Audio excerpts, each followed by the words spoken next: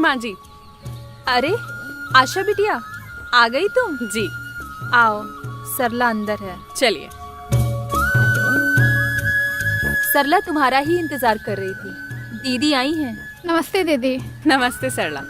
अब कैसी तबीयत है तुम्हारी? मैं बिल्कुल ठीक हूँ दीदी। बैठो बिटिया। जी, आप भी बैठिए।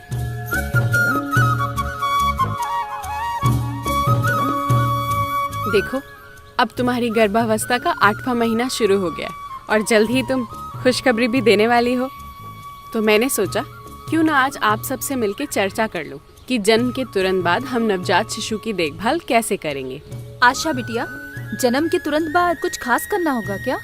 हाँ माँ जी।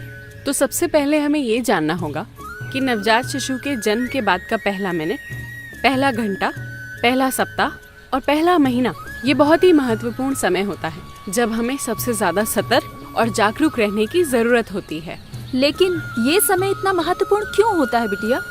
माँ जी, यही वो समय है जब नवजात शिशु अपने आसपास के माहौल के अनुसार खुद को ढालने का प्रयास कर रहा होता है और इस समय उसकी प्रतिरोधक क्षमता बहुत कम होती है।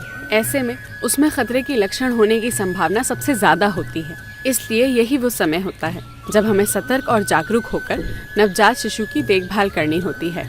समझ गई बिटिया।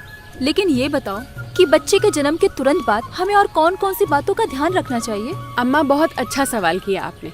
बच्चे के जन्म के तुरंत बाद हमें सबसे पहले ये 3 महत्वपूर्ण काम करना बहुत जरूरी है।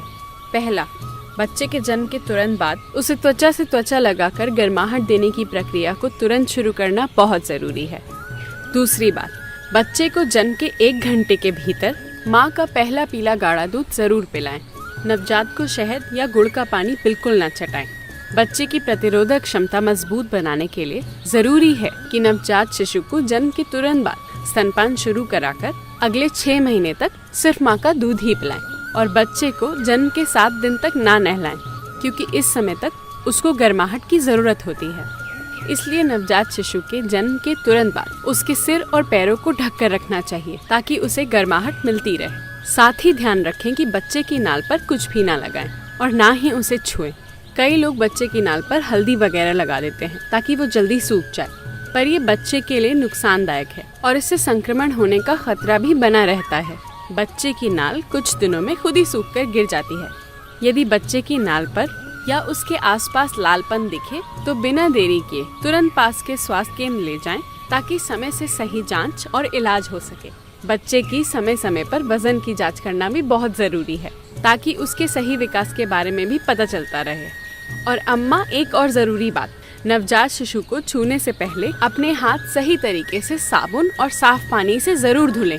आखिर दादी बनने वाली हैं तो कुछ तो जिम्मेदारी उठानी होगी, क्यों अम्मा जी? बिल्कुल आशा बिटिया, मैं भी कहाँ पीछे हटूंगी, हर बात का ध्यान रखूंगी। नवजात शिशु की पूरी देखभाल और सुरक्षा जब परिवार में होगी समझदारी और सतर्कता।